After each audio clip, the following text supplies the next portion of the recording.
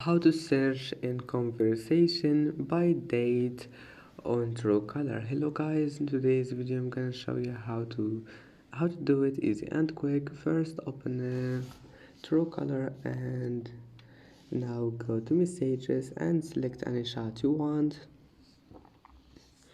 and now click these 3 points in the top corner and then click search in conversation, and that's it. Now here we'll find the by date, and that's it.